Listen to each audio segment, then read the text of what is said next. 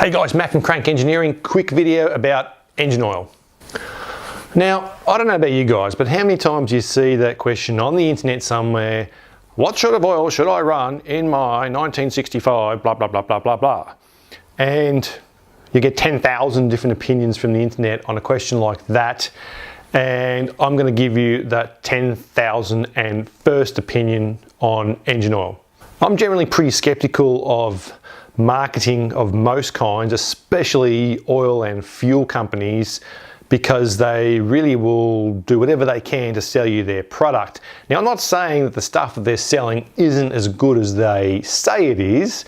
It's just I don't necessarily believe it's necessary for the old bikes that I run.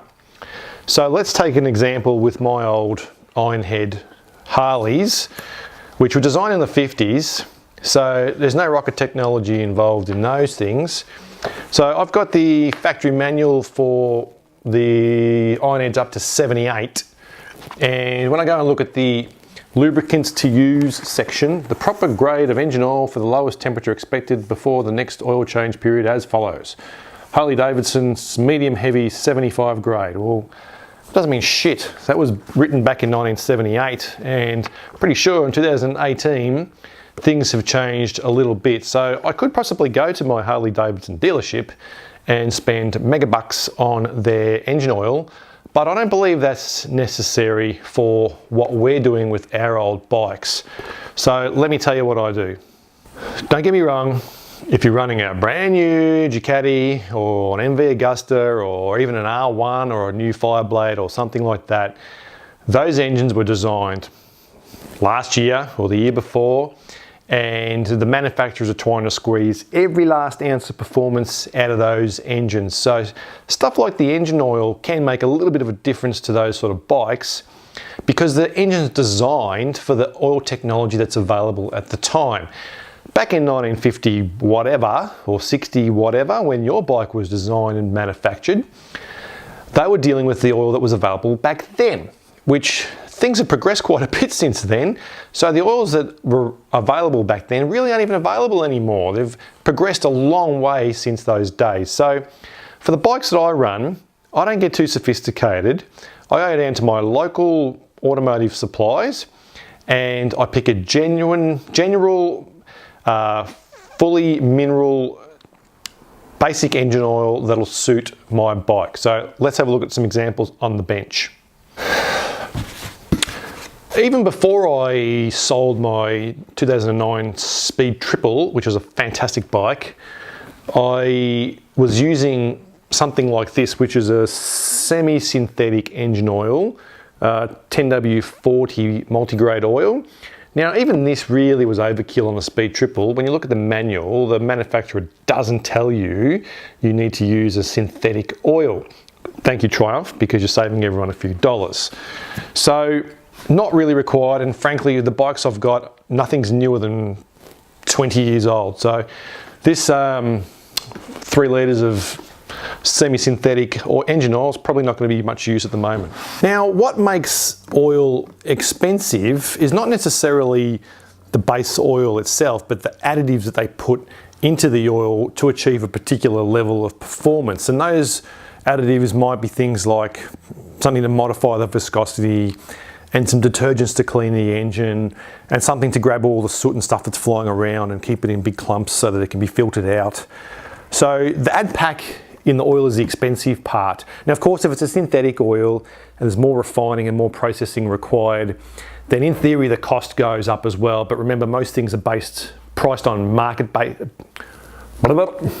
Remember, most things are priced based on what the market will accept, not what the actual cost is.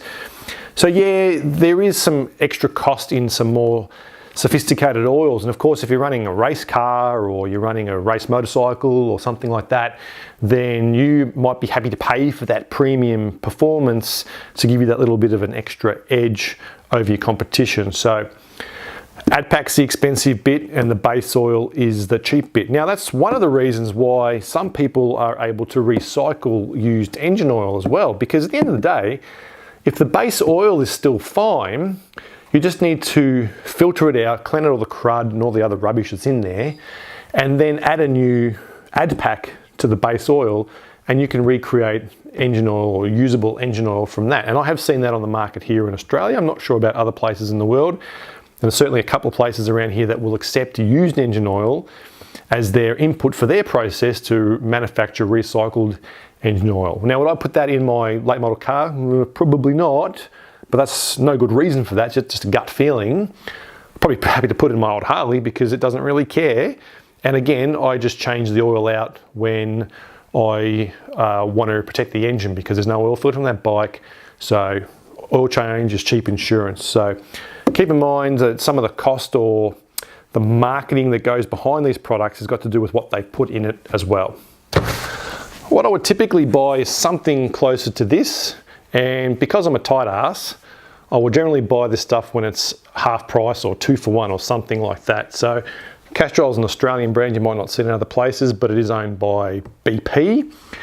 And this is a standard 15W50 engine oil for petrol cars, specifically for high mileage vehicles. So let's have a bit of a look on the back and see what this is good for. Okay, so as engines age, seals can become brittle, allowing oil to leak through your engine, increasing oil consumption. Help extend the life of your high mileage engine with Castrol GTX High Mileage. Yeah. Anyway. So this is a generic engine oil. Probably wouldn't put it in my late model LS3 V8, but works great in an old Harley. And on my old Harley, I don't even have an oil filter. So the cheapest engine protection I've got is frequent oil changes. So that's what I generally do for 2 or 3 or 4 litres of oil.